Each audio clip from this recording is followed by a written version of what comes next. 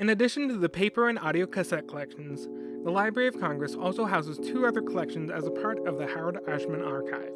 The digital collection, currently inaccessible to researchers and containing Howard's digital files, and the Moving Images collection, containing primarily workprints and screen tests for Howard's films.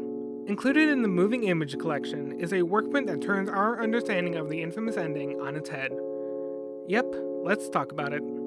I'm Josh Hoskinson, and this is Off the Cutting Room Floor. Episode 10, the August 22nd Workprint, Part 1.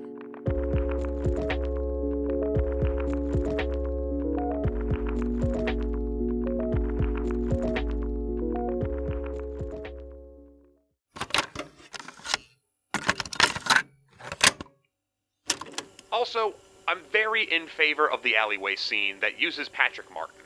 If the role is played by Dangerfield or an actor with similarly strong recognition value, I think this one last cameo gives the scene a comic lift that recalls the tone of the first part of the film and keeps all things from being over-serious as we approach Mean Green.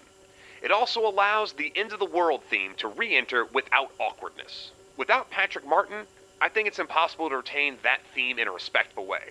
Good luck, Howard. Howard, I still feel that the moment of Seymour deciding to go back is still not right. It hasn't reached its peak. I want to talk to you before you leave about these pages and my reasons for the changes to see if you're okay with them or not. I'll call. Thanks, Frank. Just in case you didn't know, in which case, hi, I don't know how you made it this far into the season, but I commend you. Little Shop of Horrors had a bit of a problem during post-production. It was intended for the film to stay faithful to the stage musical, with the film ending with Audrey and Seymour dying at the hands, vines, of the plant, and with no one in the way, it's free to take over the world. After, of course, a very expensive siege on Manhattan, featuring amazing model work by Richard Conway. As the film neared completion, Warner Brothers scheduled a preview for the film in San Jose. According to director Frank Oz, in a 2012 interview alongside Alan Menken, I was in the Warner's jet. I came with Terry Seymour and Bob Daly, who were the head of Warner's, and David Geffen. We're all excited, and then we saw the screening, and then we got the cards, and I thought they were going to bring me back in a Greyhound or something, you know? As quoted in a 1998 piece from the LA Times, Frank explained the disaster that was the first preview screening. It was glorious till the ending. The audience was applauding after musical numbers. Bob and Terry were over the moon. Then Rick and Ellen died, and the audience went stony cold silent. It was like a cemetery. They loved those characters, and they felt betrayed by us for killing them. So, needless to say, the trip back wasn't exactly celebratory. We went back in the plane, and I remember David looking at the card saying, "It's a disaster! It's a disaster!" And it's so funny because this has happened so much in movies. We all decided, made a pact, that when somebody asks us how it was, it just needs a little work. One of the most important reactions from the audience is you have to get a 55% recommend. I have the cards at home. I know this. We had to have a 55% recommend, which means that 55% of the people in the audience must be able to recommend the movie. Under that, it's not good. We got 13%. It was a disaster because we killed them. Not the other stuff.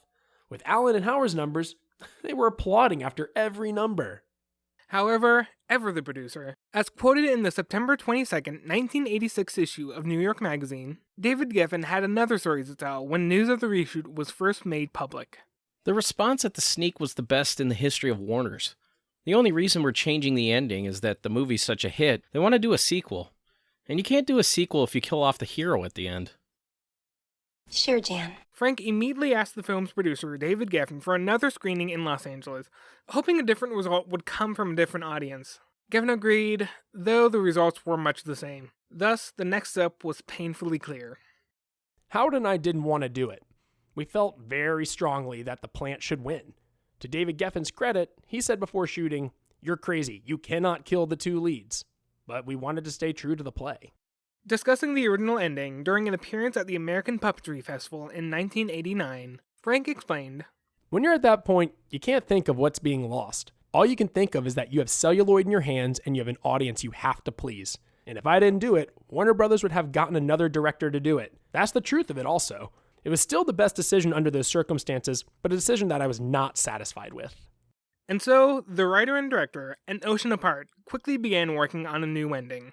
According to Alan Menken in a 2019 episode of Show People with Paul Wontrek, "It was amazing. Howard rewrote the script in the most brilliant and surgically precise way so that they could keep much of the shots they had done. They just had to insert that. Audrey gets killed, and Seymour gets killed, and take that out, and go to the fact that they live now." In this new ending, Audrey would survive her attack, and would meet Patrick Martin in the alley behind the shop along with Seymour. For Mean Green Mother, reshoots would involve a more defiant Seymour entering the shop for his confrontation with Audrey too. At the song's climax, the plant would destroy the shop, exposing a power line. Finally, with an effective weapon, and as Audrey 2 celebrates its apparent victory, Seymour would pick up the power line, shock, and destroy the demonic vegetable.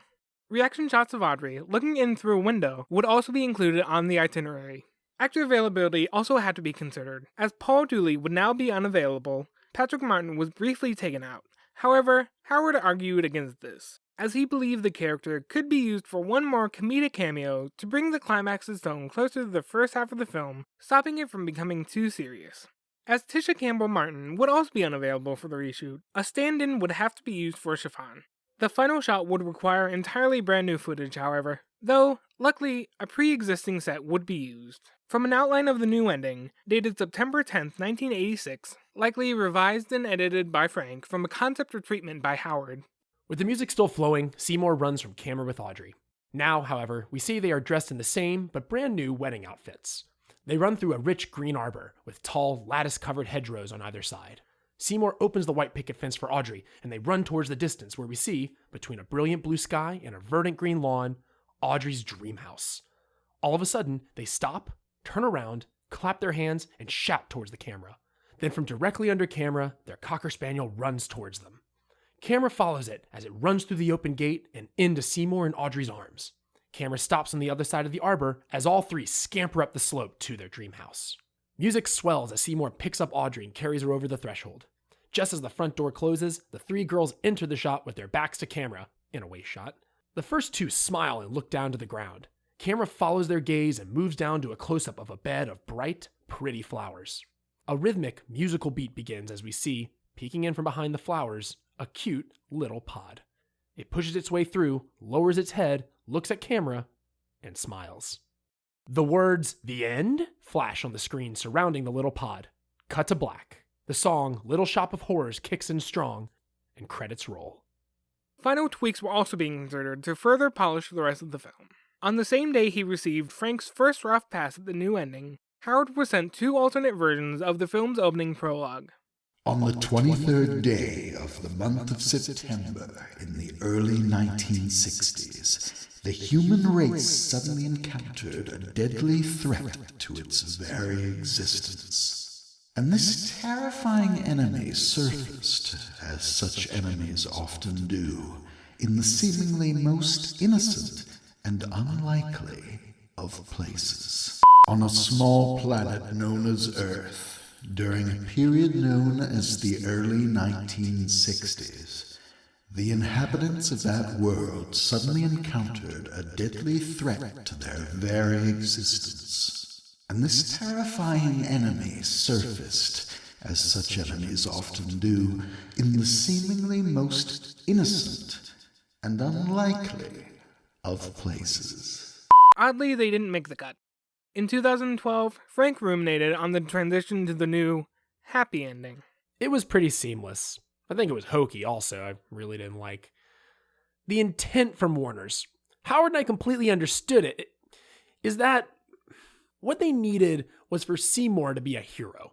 So Seymour kills the plant and is the hero. You know, I thought it was bogus, but I had no other choice, and Howard didn't either. And again, you're making it for millions of people, not for me and Howard. 12 years after the film's release, the alternate ending was finally seen with 1998's Little Shop of Horrors Special Edition DVD, which featured a black and white dupe copy of the sequence. With unfinished special effects and minimal scoring, Frank recorded a commentary for both the final film and the alternate ending, and stated that it was, for the most part, the ending as it was shown at the infamous previews. The release is also infamous, as it was the first time a DVD was recalled for content, with Warner Brothers pulling the discs soon after they hit store shelves, releasing a version without the alternate ending later that year. Though at the time, they only confirmed that it was due to artists' relations. It was rumored that David Geffen was behind the recall. Soon, Geffen sang like a damn canary. As quoted by Entertainment Weekly, Of course I objected. They put out a black and white, unscored, undubbed video copy of the original ending that looked like shit. Frank elaborated at the time, saying in the LA Times piece, David was upset because the DVD used a black and white work print of the ending. He's a caring producer. He puts his guts into the movie, and after the DVD came out, he called me and said, I have the color version. This could be better. He also mentioned Geffen's plans for a future re-release. David either wants to re-release the movie with the original ending in theaters, or at least have a better DVD. Geffen confirmed the claim at the time. However, no such plan ever materialized. And, according to Frank, no color print of the original ending actually existed, explaining in his 1989 festival appearance, It didn't work, so we had to cut it up, and we never made a dupe of it, a copy of it. We never did, so it doesn't exist, except in video form, and I think only 2 people have that, and I don't even know who those are. I think David Geffen has one, and someone else has another. I don't even have one myself. In 2012, after years of speculation, Little Shop of Horrors: The Director's Cut was released on Blu-ray and DVD by Warner Bros. Home Video, featuring the original ending restored in color and completed with newly finished special effects and sound effects. The release included all the special features from the original DVD, minus some of Frank's commentary, which focused on the unfinished aspect of the footage. The only thing left totally unfinished was the ending score. According to Alan, in a 2012 episode of the Musical Talk podcast, They never got to fully score that end piece, so a lot of what you're hearing is a lot of repeated music and tempt. beautifully restored, the effort was only made possible once Warner Bros. Spent a year and a half combing film archives in search for the original film elements. When Frank was asked in 2012 what he believes Howard would feel about the release, Whether or not it's going to be successful with the audience, because I think half the audience at least will still like the happy ending, I think it does give a sense of closure that Howard meant, which is the Faustian legend. Right now, the happy ending is weird because Howard wrote, a man sells his soul and gets punished at the end. But what we had to have was, a man sells his soul and gets the girl. So I think Howard would be happy just to see that sense of that cycle. a massive, overly long sequence. Frank nonetheless swears it's the ending as it was shown to the infamous test audiences, saying during the ending's commentary, Now, had we used this ending, we certainly would have shortened it also. But we never got to that stage where we had the opportunity to hone it down. and so, with the director's cut released out to the world like a plant from beyond the cosmos, that seemed to be the end of that. And then the Workprint footage showed up.